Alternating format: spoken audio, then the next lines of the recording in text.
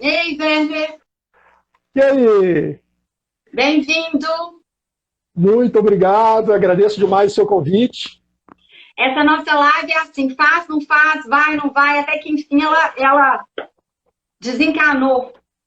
Exatamente. Eu já estava querendo fazer essa live com você há muito tempo, a gente não conseguia conciliar os horários, os dias, era uma confusão, né, Werner? Mas Mas uma hora dá certo. uma hora deu certo, já deu. Werner, bem-vindo. A gente estava conversando antes da live começar. Eu te falei que a live, o barato, quer dizer, o bom dela é que ela fica gravada, então as pessoas podem assistir na hora que elas quiserem. E antes de tudo, eu queria te apresentar. Você é músico da Orquestra Filarmônica de Minas Gerais. Quem não é de Minas Gerais não sabe o que que é, mas quem é daqui sabe o que que é. A gente dá, é o nosso tesouro, né? Belo Horizontino ama a Orquestra Filarmônica, ela está num prédio maravilhoso.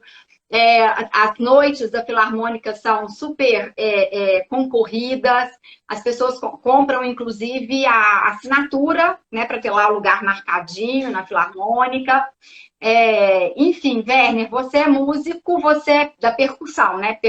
Você toca percussão, mas Percussão, além exatamente. disso, você é regente da Orquestra Ovo, que é uma orquestra voluntária. Você tem um curso que eu vou começar no segundo semestre que chama. É, Me Arte e fala, desenvolvimento como é? pessoal. Porque o Arte e nome é desenvolvimento longo. pessoal.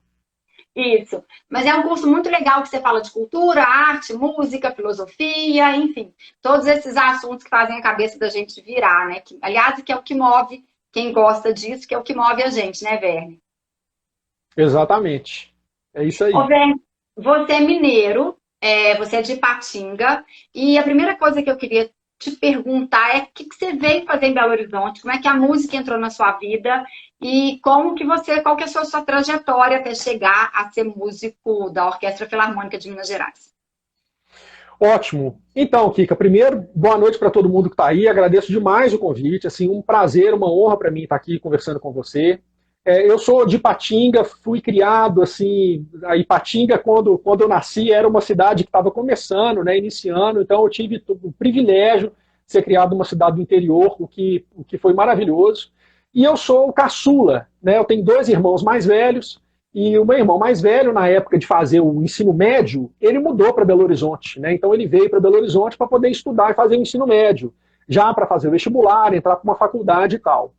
E aí Uhum. estava chegando na época do meu irmão do meio vir também. O meu pai trabalhava na Uzi Minas, ele falou o seguinte: quer saber? O Maurílio já foi, o Diogo vai, já já é o Werner, vão mudar todo mundo. É. Então ele pediu a transferência e viemos todos para Belo Horizonte. Eu tinha 12 anos de idade. Assim, o meu pai sempre gostou muito de música, não é músico, é engenheiro, né? A minha mãe sempre gostou muito de música. Minha mãe estudou canto, ela cantou no Coral Ars Nova durante muitos anos, quando a gente veio para Belo Horizonte. Então ela já estudava canto lá. Quando ela veio para cá, ela conheceu o coral, aí ela fez a prova, entrou, cantou muitos anos no coral.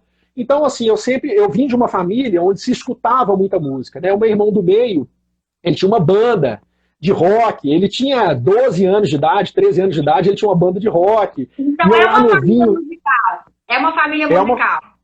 muito. O meu irmão mais velho, Maurilo, sempre me aplicou em música. Eu era novinho, 8 anos, 7 anos. Ele gravava fita cassete das bandas que ele gostava, Gênesis, Pink Floyd. Até hoje eu tenho essas Nossa fitinhas que ele senhora, gravava ou para mim. rock and roll. É o que tem de melhor, É, inclusive, né? é. Então, quando eu vim para Belo Horizonte, aí que Ah, eu comecei realmente a estudar música. Então, eu comecei a tocar bateria, né? Foram duas coisas muito importantes na minha formação. O fato de eu tocar bateria e ter tido um estudo formal, né? Desde a primeira aula que eu tive de bateria, eu já comecei a aprender a ler partitura, já tive uma iniciação musical assim muito bacana, e a questão do esporte também. Então, assim, eu comecei a jogar basquete. Então, eram essas duas coisas que elas foram importantes demais para mim na minha adolescência.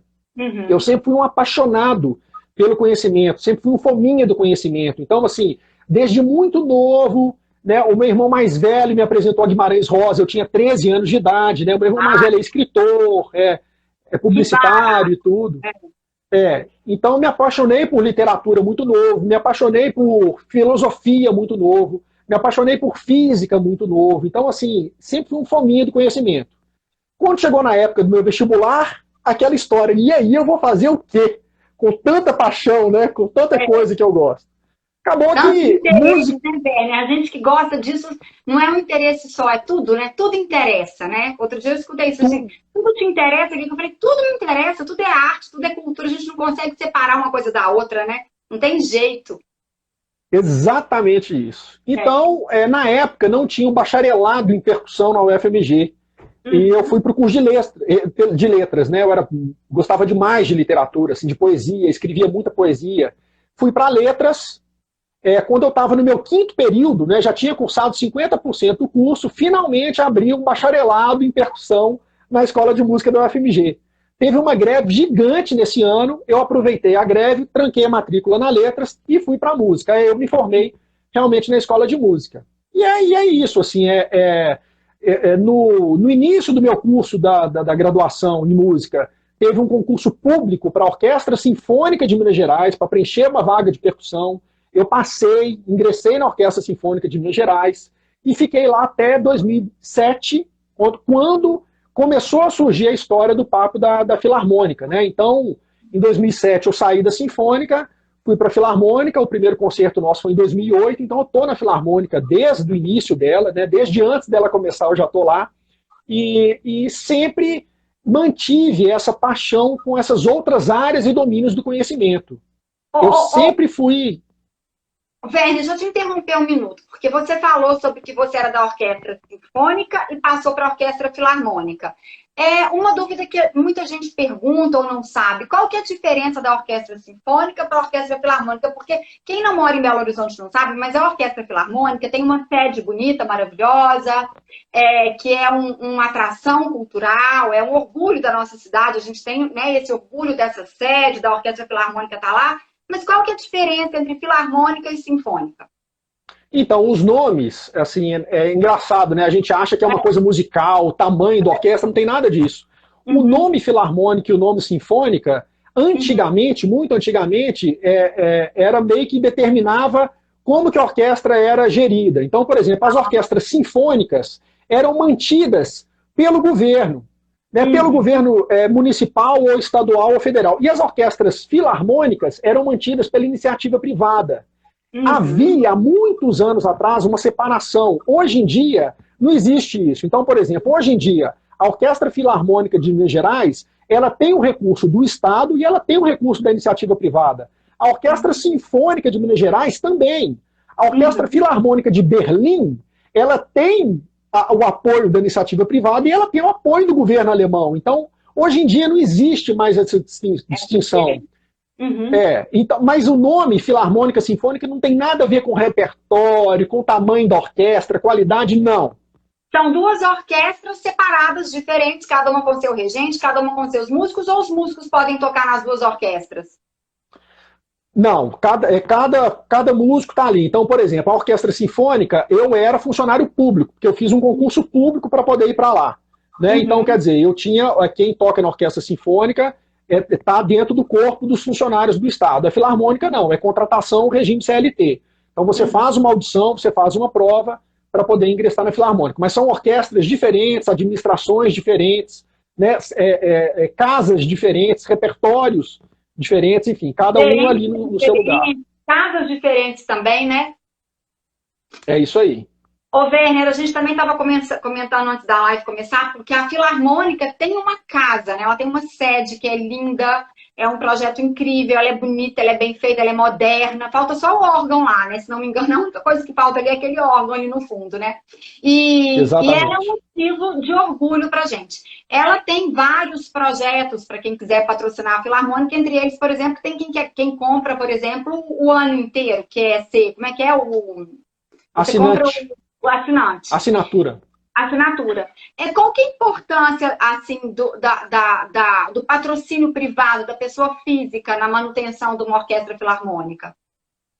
Então, o grosso da orquestra, em termos de programação e de folha salarial, né, ela vem do governo e vem das grandes empresas, né, que patrocinam. Agora, o que eu acho muito interessante é que, além dos assinantes, que é aquela pessoa que compra, por exemplo, os ingressos para o ano inteiro, então... É você, né? Dia certo de ir, isso mesmo, Isso, então tem vários planos, né? Porque são várias séries diferentes de concerto. Então você pode escolher que série você quer comprar. Tem gente que compra tudo, tem gente que compra uma série, tem gente que faz uma combinação entre elas. Então, assim, esse dinheiro da assinatura e o dinheiro da pessoa que doa, que não é uma doação, é o imposto de renda da pessoa física, né? Que a pessoa ela deduz aquilo dali do imposto de renda dela e depois esse dinheiro é estornado para ela. Então, quer dizer, esse apoio fiscal, pessoa física, eles são importantíssimos, porque toda a programação educacional da Filarmônica é feita com esse dinheiro. Então, por exemplo, os concertos didáticos que a gente faz, que atinge uma média de 7 mil crianças por ano, que vão à Sala Minas Gerais, quer dizer, antes da pandemia, né? Assistir os concertos.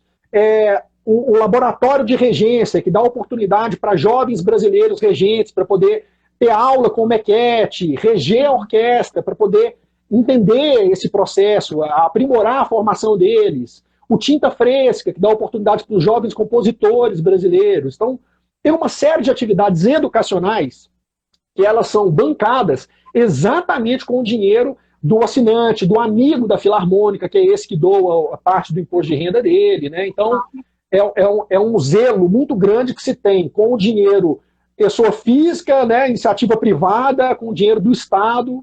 É uma coisa admirável, assim. Eu morro de orgulho de tocar na Filarmônica. É para ficar mesmo, porque a gente também tem muito orgulho dessa Filarmônica, de estar ali. É o programa de quinta-feira, assistir a Filarmônica. No final do ano, você tem aqueles concertos especiais, aquela série especial, e a gente fica louca para chegar ao final do ano para ver aquela beleza, né, Werner? É uma maravilha, de dar muito orgulho. Você tem que ficar muito orgulhoso, porque a gente tem muito orgulho de vocês. Ô, Werner, você está na linha que foi atingida de frente pela pandemia, porque todo artista foi atingido de frente, porque o artista precisa do público, e vocês não têm público. Vocês não podem tocar para a parede, para o vento, vocês têm que tocar, né? Você tem que ter essa troca com o público. E vocês não têm, ficaram aí fechados um bom tempo. Como é que foi viver essa pandemia, sem poder se apresentar para o público? Assim, é angustiante. Assim, a palavra é angustiante, porque o ofício do músico é tocar. Então, de repente, você se depara continuando, assim, a gente continuou trabalhando, a gente fez muitas atividades online, muita gravação de vídeo para poder mandar para os assinantes, para poder mandar para os patrocinadores. Então, assim, eu não estou falando só como músico da Filarmônica, não. Assim, todos os músicos que eu conheço começaram a fazer as lives, começaram a tocar. Então, foi uma coisa que atingiu quem trabalha com evento em geral, assim, o artista, aquela pessoa que faz o evento, que foi muito prejudicada. Então, assim, eu sei que a gente vai falar um pouquinho da Orquestra Ovo depois, mas, por exemplo, a Orquestra Ovo, né, que é a Orquestra Voluntária de Belo Horizonte, é uma orquestra de formação de excelência. A ideia da Ovo é dar oportunidade de formação orquestral para jovens músicos que estão aí, fazendo graduação na UENG, na UFMG. Por que eu estou citando eles? Porque, por exemplo, esses meninos, eles estão nas universidades, não são todos que têm uma bolsa de iniciação científica e alguma coisa. E como que eles sobreviviam? Dando aula em escola, dando aula particular, tocando em casamento demais, tocando em evento. Acabou tudo. Quando eu fui fazer o concerto da Ovo, que a gente conseguiu fazer um concerto em dezembro de 2020, dezembro último agora, que a gente estava na pandemia ainda, mas foi um momento que teve uma abertura à cidade, você lembra? Os concertos voltaram. Né? Voltaram um pouco.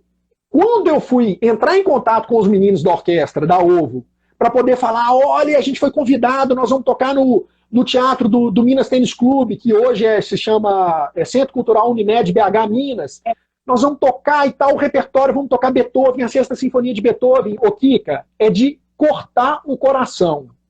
5 dos meninos, 5, desistiram da música. Olha, problema de depressão, problema de que eu tive que arrumar um outro emprego, porque eu não consigo sobreviver da música mais. Desisti de estudar, ainda mais agora com essa pandemia, estou trabalhando de não sei o quê, eu estou trabalhando de não sei o quê. Então, assim, 5 só desses meninos da Ovo. Foi um negócio, assim, tão triste. No primeiro ensaio para a gente fazer esse concerto, eu falei com todos eles, eu falei assim, olha, eu agradeço demais a disponibilidade de vocês, né, nós vamos fazer esse concerto, vai ser maravilhoso, ele vai ser híbrido, porque tinha presencial, mas ele foi transmitido também, né, é um repertório lindo, eu vou falar muito sobre ele, e eu quero dizer para vocês que aconteceu isso, 5 músicos que estavam no WhatsApp, no grupo de WhatsApp da Ovo, né? Um aconteceu isso, o outro isso, então a gente vai tocar inclusive para eles, né? Uma forma de homenageá-los, uma forma assim, porque aqui que é triste demais quando você vê que a coisa está acontecendo ali do seu lado, ainda mais com esses jovens aí que tem que 22, 23 anos de idade, entendeu? Eles não têm tanta perspectiva, então essa coisa da gente se reinventar literalmente, não, pode ter uma palavra melhor, né? Porque essa palavra ela ficou já muito banalizada, talvez, né? Mas essa coisa da gente assim. Não tem outra palavra para definir isso que a gente teve que fazer nessa pandemia, né? Por mais que seja uma palavra usada, batida, foi a palavra que a gente usou porque foi o que a gente teve que fazer. Não tem outra palavra, então, né? Então a gente teve que fazer isso, assim. Cara, como que nós vamos fazer agora? Então todo mundo passou muito aperto, né? A Filarmônica passou por um aperto assim horroroso. Mas eles honraram assim todos os funcionários para poder evitar demissão. Então foram cortando, mas assim, a orquestra sobreviveu a isso, né? Mas o que eu fico assim muito pesaroso é exatamente daquele músico autônomo, daquele músico que ele não está num grupo estável como uma orquestra, que ele não está num grupo, por exemplo, ele não é professor de uma universidade que tem uma estrutura, mas é aquele cara que toca, que vive da música dele, então ele foi muito prejudicado. Quem é músico, quem é artista, quem trabalha com evento. E é uma alma sensível que normalmente trabalha por paixão, né, Werner? Não trabalha pelo salário, não está preocupado se vai ter aquele salário, faz aquilo por paixão, né? Não sabe viver de outro jeito, né? Não sabe. Exatamente, exatamente. Então, assim, ô Kika, tem uma coisa para mim que eu tenho, a minha natureza é uma natureza de sempre enxergar o lado positivo das coisas. É a minha natureza. Eu normalmente olho para o lado positivo. Então, assim, eu lembro que no início, inclusive, quando aconteceu aquilo tudo e a gente entendeu que ia viver um pouco mais de tempo do que aquilo que a gente estava achando, não, é só 2, 3 meses, depois passa. Quando a ficha caiu, eu falei assim, opa, então peraí, vamos aproveitar isso aqui porque alguma oportunidade vai aparecer, vamos aproveitar isso aqui porque é uma oportunidade de crescimento. Eu sempre tive isso na minha vida, eu vou dar um exemplo tosco, assim, aos 13 anos de idade, no auge do meu estudo ali da música, jogando basquete, eu quebrei o braço direito. Quebrei, fiz 4 cirurgias, fiquei 1 ano e meio sem jogar, 1 ano e meio sem tocar bateria. Só que para mim, um pouco antes de eu quebrar o braço, eu já tinha colocado na minha cabeça que eu queria ser ambidestro. Então eu comecei a escrever com a mão esquerda, eu jogava com a mão esquerda, eu fazia tudo com a mão esquerda. Quando eu quebrei o braço, apesar de todo o sofrimento, eu falei assim, cara, vai ser uma oportunidade para eu poder desenvolver as minhas habilidades com a mão esquerda. Com 3 meses que eu estava com o braço quebrado, eu era 100% ambidestro. E hoje eu faço tudo com as 2 mãos. Muito bem, Werner, isso mesmo. Essa capacidade de você ia reinventar. Exatamente. Então, isso me veio à memória quando a gente começou, estava no início da pandemia em 2020. Eu falei assim, cara, foi aí que eu juntei tudo isso que eu falei ali, que eu era um fominha do conhecimento e tal. Já tinha criado um projeto chamado Degustação Musical, que eu sou palestrante convidado lá da Fundação Dom Cabral, de arte e gestão e tal. Coloquei o negócio num saco, ampliei e criei um curso online chamado Arte e Desenvolvimento Pessoal. Isso foi no início da pandemia. Então, assim, tipo, olha, vamos trabalhar. Turma, né, Werner? Você já está na 5ª turma do curso, né? A próxima vai ser a 6ª turma. A próxima vai ser a 6ª turma, exatamente. Ó, em um ano de curso já são quase 150 alunos. 151. Ai, maravilha. Me conta aqui uma coisa. A gente estava falando sobre essa dificuldade dos músicos nessa pandemia, dos músicos, dos artistas, dos atores, enfim, de todo mundo que trabalha, da linha de frente, de quem trabalha nos bastidores, de quem prestava serviço. Como é que foi o apoio do governo, da prefeitura, do Estado, da iniciativa privada durante esses meses de pandemia? Vocês tiveram esse apoio? Então, no caso da Filarmônica, eles conseguiram, foi uma coisa incrível, assim, porque eles conseguiram renovar boa parte do apoio da iniciativa privada. Então, quer dizer, a Filarmônica conseguiu reverter isso com cursos online. Eu gravei várias aulas que foram mandadas para os patrocinadores, para as escolas de música no interior e tal, daquela região ali. Vários assinantes, mesmo sabendo que não haveria mais concerto, renovaram a assinatura porque têm orgulho, porque acreditam no projeto. Então, quer dizer, houve uma perda? Houve, mas assim, eu acho que houve também, no meu ponto de vista, uma consciência de que a coisa tinha que acontecer, porque senão a catástrofe poderia ser muito maior. Demorou, mas depois de um tempo, a gente começou a ter vários editais de leis específicos ali para aquele artista para poder produzir espetáculos online, né? E isso está até hoje. Então, por exemplo, a minha filha, ela está no 4º ano de dança lá na Unicamp. Ela cursa dança lá na Unicamp. E ela acabou de passar num edital desses. Entendi. Então, quer dizer, é uma coisa que então existem. Eu não posso avaliar aqui, te falar assim. É claro que sempre pode fazer mais. Sempre pode fazer mais. Mas, tanto na prefeitura, né, quanto no Estado, eu vejo assim, que houve uma preocupação em se criar editais para poder suprir um pouco esse desastre. Né? Para formar essa rede de apoio, né, para a categoria que estava simplesmente ali à deriva, né? Isso, rede de apoio, a palavra foi certa. Eu não sei avaliar, porque eu não participei desses editais, eu não sei avaliar se foram muitos, se foram poucos, a qualidade dos editais, mas que tiveram muitos editais e que tem muitos editais para isso, tem. Então, assim, isso é um alento, né? É um alento. Ô, Werner, você falou uma coisa muito importante que eu acho, assim, as pessoas, os assinantes, né, continuaram assinando, sabendo que não iam ter a programação daquele ano, porque eles acreditavam no projeto. Você acha que, de repente, durante essa pandemia, as pessoas começaram a perceber a importância da cultura e da arte na vida da gente, né? Porque a gente ficou, sei lá, trancado em casa 3 meses, talvez, sem colocar o pé na rua. E dentro de casa, o que importa você ter um carro, você ter uma vida? Você não viajava, você não comprava carro, você não comprava nada, você não ia jantar fora, nem nada. O que você tinha? A arte, né? Você se alimentava aquela história. A gente não quer só comida, a gente quer comida, diversão e arte. A gente precisa da arte. Você acha que teve essa consciência maior das pessoas, da iniciativa privada, das pessoas, do público de um modo geral, da importância da cultura, da arte, da música, da literatura, da poesia, que a gente precisa disso para viver? Porque a gente que está nesse mundo, assim, a gente que vive nesse mundo da arte, da cultura, eu, por exemplo, que é a minha paixão, eu consigo saber dimensionar a importância da arte na minha vida. Eu não sei viver sem arte. Eu não consigo, eu não sou uma pessoa concreta, né? A minha cabeça é de artista, a minha alma é desse jeito. Então, a gente precisa disso para respirar. Talvez a gente não consiga descrever para as pessoas concretas o que é a arte da vida da gente. Mas a gente sabe que você precisa disso para respirar, para viver, que o mundo não tem a mesma cor se não tiver a arte, né? O olho não brilha se não tiver a arte. A gente não consegue... a gente não consegue ver a vida com esse mesmo olhar. E você acha que teve essa mudança no público, de modo geral, durante a pandemia? Você acha que vocês começaram a olhar para a arte com um outro olhar? Acho, sem dúvida. Sem dúvida. Sabe por quê, Kika? É o seguinte, se a gente volta lá na época de Mozart, se a gente volta lá no século XVIII, 1730, 1750, 1760, a arte para as pessoas era muito do que a gente vem vivendo a arte já há algum tempo, que é só entretenimento, é entreter.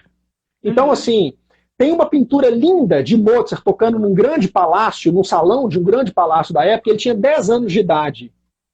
Então tem ele tocando, e quando você vê essa pintura, você vê assim, uma mesa com umas comidas, as pessoas em pé, conversando, aquela paquerinha, bebendo um negócio e tal, e ninguém nem aí para a música. A música única e exclusivamente para entreter, ou para se encantar, olha que coisa bonita, mas fica naquele bate-papo ali. Então a arte era muito daquele jeito. Hoje em dia a gente estava vivendo muito isso também. A arte só num plano muito superficial. Mas aí, de repente, em 1770, nasce um cara muito diferente que se chama Beethoven. Esse cara mudou o rumo da história. E muda tudo. Ele muda tudo por quê? Porque ele conscientemente ele fala assim, a arte ela é capaz muito mais do que só entreter. A arte é capaz de fazer com que a gente viva e que a gente sinta, que a gente manifeste nossos dramas mais profundos e as nossas chamas mais ardentes. A arte é capaz de lhe mostrar o que é único em você. Através da arte, através da apreciação artística, você pode se conhecer melhor, Beethoven colocou a arte num patamar de autoconhecimento. Colocou a arte como assim, uma condição para que você entenda quem você é, o que você quer, qual é o seu propósito, quais são os seus valores. Então, assim, eu sempre vivi a arte desse jeito. As grandes transformações humanas que eu tive, elas vieram da apreciação artística. É verdade. Ela sempre foi um manancial de conhecimento para mim. As pessoas acham até hoje que conhecimento é só a ciência, que a sensibilidade não é uma forma de conhecimento. Bobagem, claro que é. Claro que é. Pelo contrário, cada dia que passa, eu olho mais ao meu redor, mais eu percebo que as pessoas têm essa sensibilidade para a arte, elas têm uma capacidade de enxergar o mundo com muito mais clareza, com muito mais abrangência, elas conseguem ter muito mais respeito pelo outro, elas conseguem entender que o mundo é muito maior do que aquele quadrado que elas vivem, e só as pessoas que têm essa sensibilidade, esse olhar para a arte, que conseguem enxergar desse jeito, não tem jeito. Mas essa sensibilidade ela é desenvolvida. A gente pode desenvolver isso. Quando a gente desenvolve essa percepção sensorial, quando a gente desenvolve, a gente passa a se perceber de um jeito diferente. O que eu acho mágico, que é o seguinte: quanto mais eu desenvolvo a minha sensibilidade, quanto mais eu relaciono essa sensibilidade com os meus desejos, os meus anseios, eu vou sentir mais prazer no momento que eu for escutar a música de Beethoven, mas em última análise eu vou aprender a ouvir melhor o outro.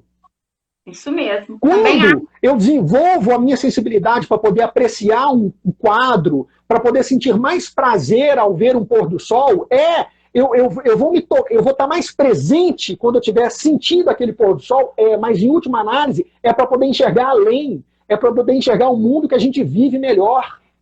É para a gente aprender a olhar para o lado e falar assim, olha, essa pessoa que está do meu lado está precisando do meu cuidado.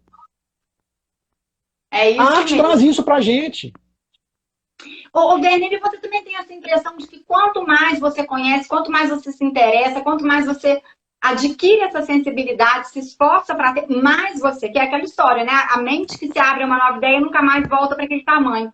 Quanto é uma sede inesgotável, né? Um mundo que não termina, parece que não cabe dentro da gente, né?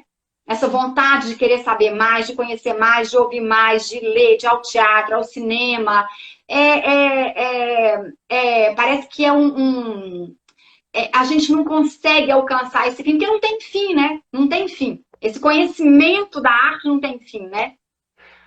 Para mim é um encantamento eterno. É um encantamento. É um encantamento eterno, é isso mesmo.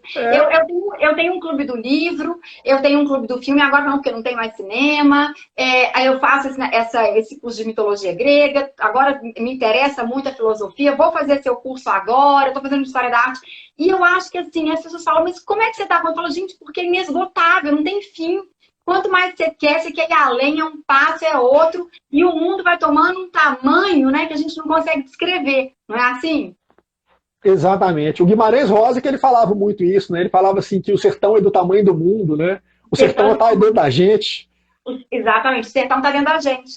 Na parede da casa da minha mãe, que a minha mãe adora, tem que estar pintado exatamente essa frase. Na sala de jantar da casa dela, lá na fazenda, está pintado exatamente o sertão do tamanho da gente. É isso mesmo.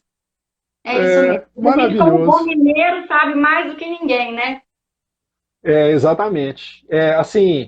Eu acho incrível porque esses artistas, eles são tão diferentes, eles tiveram um olhar tão diferente, assim, que não é possível que um Guimarães Rosa, que produziu tudo que produziu, um Villa-Lobos, que produziu tudo que produziu, o Cândido Portinari, Tarsila do Amaral, quando a gente vê, a gente percebe e aprecia a obra dessas pessoas, a gente fala assim, cara, o mundo é muito maior do que isso que está ao nosso redor, assim, é muito maior, é muito mais amplo do que é isso que a gente enxerga, assim, se a gente não tem essa fome, esse desejo de querer conhecer, de querer se abrir mais, de querer se encantar mais, eu não sei, eu não conseguiria. Eu acho que eu ia viver num embotamento, entendeu? Assim, eu percebo tanto que as pessoas estão embotadas, porque de repente elas não se permitem. Se você não se permite também, não adianta nada. Nada. Quantas pessoas eu vejo que vão à Filarmônica e vão assistir, às vezes, assim, um concerto de uma sinfonia de Mahler, Mahler foi um existencialista. Ouvir Mahler ao vivo assim, é uma oportunidade de transformação. Aí, de repente, cara, eu tô lá tocando no palco e vejo as pessoas no celular, entendeu? Mandando mensagem, fazendo, a pessoa tá pensando assim na conta que ela tem que pagar e tal. A música vai entrar no ouvido, vai sair no outro, entendeu? Ela não vai dizer nada. Tipo, a pessoa tá perdendo uma grande oportunidade. Entendeu qual que é o negócio? É verdade. É isso mesmo. Eu fico boba com essa empolgação, Werner. Você devia fazer parte do meu clube do livro, do meu clube do filme, alguma coisa assim. Para Ah, que movimentar. ótimo. Ô, Werner, me fala mais sobre a OVO. A OVO é uma orquestra voluntária, que você é o regente. Como é que ela começou? Como é que ela vive? Do que ela vive? O que a sociedade pode fazer para manter a OVO? Kika, o negócio é o seguinte, a formação de música orquestral aqui em Minas Gerais é uma formação muito deficiente, né? A gente vê os meninos que se formam tocando instrumentos de orquestra aí nas universidades todas, eles são muito mal preparados. Eles não têm condição, por exemplo, de passar numa orquestra de boa qualidade, entendeu? Então, assim, as universidades têm orquestra? Têm orquestra, mas elas não funcionam direito, é tudo muito assim. É difícil falar sobre isso, é uma coisa muito delicada. Então, o que aconteceu? Eu tive a oportunidade de reger uma orquestra na época que eu dava aula numa orquestra em Betim, Orquestra Sinfônica de Betim. E aí, por um acaso, os meninos foram liberados, a bolsa acabou mais cedo do ano, acabou em outubro, e aí o meu pai me deu uma ideia, falou assim, Werner, os meninos estão gostando tanto de tocar com você, por que você não cria uma orquestra voluntária e faz um concerto no final do ano para eles não ficarem aí perdidos, sem ter o que tocar no final do ano? Isso foi em 2019. 2019. Então meu pai me deu essa ideia, eu achei essa ideia maluca, como se fosse assim, tá bom, pai, é muito fácil montar uma orquestra e fazer um concerto, né? É fácil demais, né? E eu comentei isso com alguns meninos dessa orquestra de Betim, comentei com alguns colegas da Filarmônica, meus amigos da Filarmônica, e todos eles amaram a ideia. Não vamos fazer, não tem uma orquestra de formação de qualidade aqui, nós vamos ajudar. Então, que eu consegui 17 músicos da Filarmônica para serem os meus monitores. Eles participaram dos ensaios, eles mostravam para os meninos, não, assim não tá bom, assim, faz assim. Houve uma cobrança, houve entusiasmo, os meninos queriam fazer isso. A gente fez a nossa estreia na Sala Minas Gerais, tinha mais de 1.000 pessoas assistindo a gente, com recurso assim, de uma empresa. Olha, é um projeto voluntário, os meninos estão assim, com esse desejo de tocar e tal. Então, esse concerto aconteceu. Ele tem a gente tem um canal do YouTube, que é Orquestra Ovo, é só procurar canal Orquestra Ovo do YouTube, tem lá os concertos todos que a gente já fez. E isso daí criou criou um carinho pelo meio musical aqui. Então falou assim, mas como que a Ovo se sustenta? Olha, a Ovo se sustenta com muita boa vontade e com um negócio que eu criei que é fantástico. Como a orquestra chama Ovo de Orquestra Voluntária, eu espero que rápido ela perca esse nome de voluntária, porque eu quero ter recurso, eu quero ter estrutura para a orquestra, não quero que ela seja voluntária mais. Então eu criei uma granja da Ovo. O que é essa granja? É como se fosse um plano de assinatura. Então, por exemplo, existem 3 tipos da granja, dos ovos. Tem o caipira, o orgânico e o omelete prêmio. Cada um desses produtos da granja, a pessoa física, por exemplo, ela vai comprar um plano de assinatura de 1 ano, ela vai pagar 12 mensalidades, e aí tem vários benefícios. Para cada um desse plano tem benefícios. Um benefício que é comum a todos eles é que mensalmente eu gravo um vídeo com conteúdo muito bacana e envio para todas as granjeiras e granjeiros. Então, eu já gravei conteúdo falando de obras que a Ovo já tocou, eu dou dica de livro, de filme, falo de grandes compositores, falo de interpretação das obras. Então, sustenta a Ovo hoje em dia, no dia a dia, de pagar, por exemplo, a menina que é timpanista, mas que toma conta do nosso Instagram, do rapaz que toma conta do YouTube, da flautista que é a nossa produtora, tudo com o dinheiro da granja. Né? A gente está abrindo uma associação agora, que é uma associação para ter um CNPJ, todos os custos de cartório, não sei o que, vai ser com o dinheiro da granja. Então, aos pouquinhos, a gente vai crescendo. Que barato. Qual que é o Instagram da Ovo, Werner? Orquestra Ovo. Orquestra.ovo. Orquestra.ovo. Depois a gente tem que entrar e tem o site também. Tem um site que é orquestraovo.com.br. No site da orquestra tem uma aba, Seja um Colaborador. Quando clica nessa aba, tem os planos da Granja, para quem se interessar. orquestraovo.com.br. Quando a gente acabar a live, que ela ficar gravada, eu vou colocar isso tudo lá embaixo para quem quiser participar. Ô, Werner, além de músico e apaixonado pela arte, você também é muito articulado, você fala muito bem, você é muito empolgado. Aliás, quem ama a arte não sabe viver sem paixão. Você é apaixonado, por isso é muito bom te ver falar com tanta paixão assim das coisas que você admira, que você gosta, que você se empenha.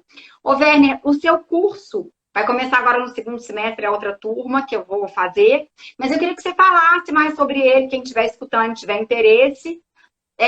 Porque você disse uma coisa muito importante. Assim como as habilidades que a gente nasce, outras habilidades você desenvolve ao longo da vida. E eu acho que essa sensibilidade para a arte, talvez a gente nasça mesmo com uma sensibilidade para isso. Mas ela também é desenvolvida, né? No ambiente que você mesmo contou, na sua família, isso é desenvolvido pelo ambiente que você é criado, que você nasce, mas também adquirido, né? Pelo seu interesse, a sua curiosidade, a sua vontade, a sua força de vontade, enfim. Me fala desse curso. Então, o Kika, olha, essa paixão toda que eu tenho, que eu sempre fui assim, sempre fui muito vivo, sempre fui muito presente, assim, né? São mais de 20 anos, eu estou chegando nos 25 anos de estudo, assim, realmente muito intenso. Porque, como eu disse ali na minha adolescência, eu vivi essa frustração. Putz, eu vou ser um poeta medíocre, eu vou ser um físico medíocre, eu vou ser um músico medíocre, eu vou ser um jogador medíocre. Mas eu entendi que eu poderia fazer algo muito relevante se eu conectasse profundamente e entrelaçasse essas minhas paixões. Foi o que eu fiz. Eu coloquei isso tudo dentro de um saco.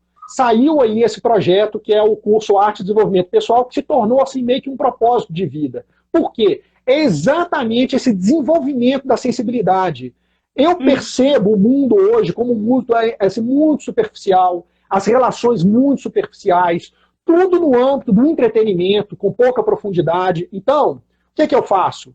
O curso são 16 aulas, de aproximadamente aí 1h30 cada aula, são mais de 30 horas de curso. Eu falo assim, tem um momento do curso que ele vai, o período barroco, o período clássico, o período romântico, mas ele é um curso de entrelaçamento. Então, por exemplo, tem uma aula que eu falo de uma teoria filosófica que representa muito o que a gente é hoje, o que a gente vive hoje, que é uma teoria chamada teoria do rizoma, de 2 filósofos franceses, e numa linguagem muito acessível, eu faço uma comparação entre essa filosofia, assim, a manifestação desse conceito na música e na arquitetura. Eu coloco um projeto de um arquiteto que eu sou apaixonado, japonês, que chama Tadao Ando. Então eu falo do Tadao Ando.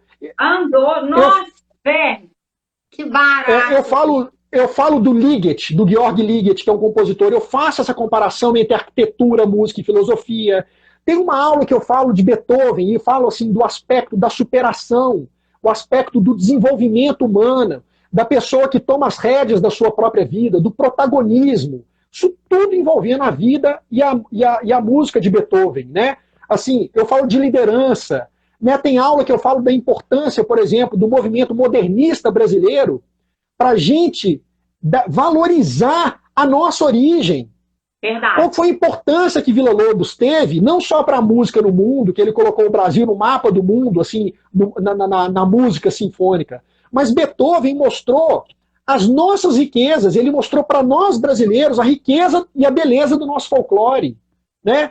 Então, cada aula é uma aula onde sempre eu dou muita informação, muito conteúdo sobre o compositor, sobre a obra, sobre a contextualização e como que a gente traz isso diretamente para as nossas vidas. A chave para mim, Kika, é essa. Quando a gente traz a arte e ela passa a fazer parte do nosso desenvolvimento humano, do nosso dia a dia, a gente muda a nossa visão.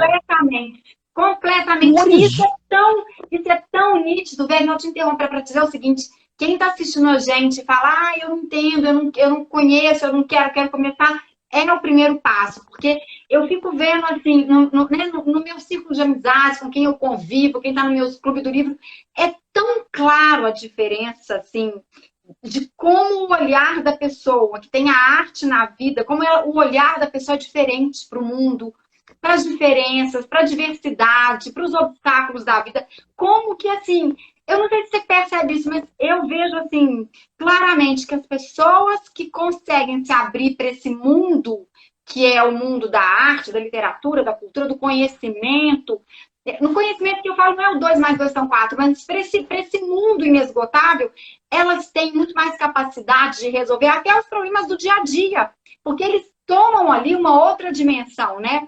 O problema deixa de ser uma coisa que é insolúvel, você vai ali para um lado, você vai para o outro, quem sabe você muda, né? 2 mais 2 podem não ser 4, o que você achava que está errado pode ser certo, o que você achava que é certo pode não ser tanto, tudo muda, né? Parece que você está vendo o mundo de uma outra perspectiva, né? Exatamente isso. E aí o foco, comecei a entender o seguinte, porque eu fiz o curso para todo mundo. As pessoas falam, mas eu não sei tocar instrumento, eu não sei ler partitura. É exatamente isso. É exatamente isso, porque o desenvolvimento da sensibilidade é para todo mundo. A quantidade de músico que eu conheço, que é só técnico, que não tem essa sensibilidade, também é uma oportunidade para desenvolver isso no curso. Mas, assim, a maioria dos alunos que eu tenho, olha, são engenheiros, psicólogo, tem jornalista, tem muito médico, tem professor demais, assim, professor de matemática, professor de português, assim, profissionais liberais de tudo quanto é área que você puder imaginar. E todos eles, assim, tiveram uma transformação significativa, porque é difícil a pessoa entender antes dela fazer o curso, mas quando ela faz o curso, esse horizonte, ele se expande, ele se abre de uma maneira que eu fico assim, não tem nada que pague isso. Quando eu tenho os depoimentos das pessoas, eu falo assim, cara, eu transformei a vida de uma pessoa positivamente. Isso, tipo, o que eu posso fazer de melhor no mundo hoje é isso. Entendeu? Que bom, né, que você tem essa consciência, né? Você tem essa consciência, você tem os instrumentos, porque e você tem essa paixão, né? Porque sem essa paixão também a gente não faz nada, né? É o que eu acho, mas não sei. Eu não sei, eu não consigo ser de uma outra maneira, né? Então eu não sei me colocar na versão da pessoa que é, sei lá, que não tem nenhum tipo de paixão e tudo, mas para mim sempre pega aí. Ah, mas como é que eu faço para começar? Né? Eu quero conhecer mais. Peraí, você tem que começar onde está a sua paixão. Você tem que começar aquilo que te deixa assim, aquilo que te faz sentir vivo. Começa daí e aí aos pouquinhos expande. Né, Vênia? Não importa, pode começar com esse curso, depois vai um dia na Filarmônica, depois compra um livro, depois vai no teatro, vai no cinema. Tem que dar o primeiro passo, né? Tem que começar, porque é incrível como que ainda tem gente que você fala assim, você já foi na Filarmônica? Hã? Você já foi no centro cultural, né, no circuito da Praça da Liberdade, CCBB ali? Não. Você já foi em Eutim? Não. E passa pela vida em branco, né? Quer dizer, passa sem vivenciar isso aí. É incrível, né? Exatamente. Eu tenho uma coisa para mim, olha assim, se a gente imaginar que existe um mundo de profundidade, um mundo de encantamento, né, um mundo de autoconhecimento, mas que tem uma crosta, uma coisa que a gente não consegue acessar esse mundo, aquele primeiro passo é o momento que você dá aquela marretada na crosta e quebra a crosta e você vê. Né? Então, assim, o primeiro passo é o mais difícil, porque é o que você tem que dar mais esforço para poder quebrar. Quando você quebra essa objeção, quando você quebra essa crosta e você vê um pouquinho do que está por vir, você fala assim, agora eu quero isso de qualquer maneira. E nunca mais, né, Werner, para a gente encerrar a nossa live, nunca mais o mundo é o mesmo. Ele ganha outras cores, ele ganha outro contorno, as pessoas são. A gente vê o mundo de outra maneira. E assim, eu não sei se você tem essa impressão, mas eu não consigo descrever o que é. Eu não consigo descrever. A gente só consegue sentir, né? E é uma pena que a gente não consiga descrever isso para as outras pessoas, né? Eu tive uma experiência de catarse mesmo, de epifania, quando eu tinha 13 anos de idade. Foi o meu primeiro encontro profundo assim, com a arte, lendo um conto do Guimarães Rosa. Você sabe o que eu senti na época? Eu me lembro muito bem até hoje. E eu nomeei isso. Depois de um tempo, eu dei esse evento, isso que aconteceu na minha vida, eu categorizei ele assim, com um encontro com o absoluto. Com um Eu me absurdo. deparei com o absoluto. Eu lembro que eu era novinho e eu falava assim, cara, eu me deparei com algo que é muito maior do que essa vidinha que eu tenho aqui. Eu me deparei com o absoluto. Eu gosto disso, assim, porque é algo que É. é algo que a Eu gente não mandava explica, mas é monumental. algo que a gente não consegue explicar. Por mais que a gente queira, a gente não consegue descrever, né? Você não consegue descrever. Werner, e quem quiser fazer esse curso, como é que acessa, como é que faz, quais são os caminhos, quem está vendo a live, quem vai ver depois quando ela ficar gravada. Então, basta me seguir no Instagram, Werner Silveira. No YouTube também, eu tenho um canal lá, que é o canal Werner Silveira no YouTube, né? Tem Facebook, tem LinkedIn, é só procurar Werner Silveira, porque quando eu for fazer o lançamento da sexta turma, vai ser pelo Instagram, pelo Facebook, pelo YouTube, pelo LinkedIn. Então, se a pessoa está conectada comigo, ela vai receber as informações para poder se inscrever para a próxima turma. Meu lugar está lá garantido. Maravilha! Cristiane, minha sócia que está escutando, vendo a live, se estiver vendo, vou garantir o seu também. Vão ser 2 inscrições que eu vou fazer de uma vez. Maravilhoso. Werner, muito obrigada por essa live. A gente demorou tanto para fazer, mas ela foi tão bacana. Fiquei tão feliz de te conhecer assim, né? Assim, a gente bater mais esse papo. Adorei essa paixão. Eu acho que assim tem uma coisa que eu adoro falar toda hora, porque às vezes a gente não consegue. Foi isso que você disse, é difícil a gente descrever essa paixão, mas eu falo o seguinte: a gente precisa da arte, porque a vida, quem é sensível entende, a vida não basta, não adianta, não tem jeito, né? Você precisa da arte. A gente não quer só comida, a gente não quer só 2 mais 2 não são 4, a gente não quer só ciência. A arte é mais do que necessária. Ela é sobrevivência, não é? Exatamente. Exatamente. Kika, assim, eu nem sei como te agradecer. Muito obrigado pelo convite. Adorei, assim, adorei conversar com você. Eu também adorei. Olha, que você continue com essa sua paixão pela arte, pelas pessoas, pela música, pelo mundo, porque é gente feito você que muda o mundo. Parabéns. Olha, espero que sim, nós estamos aí para mudar o mundo, né? Um beijo. É isso aí. Obrigado, Kika. Obrigado.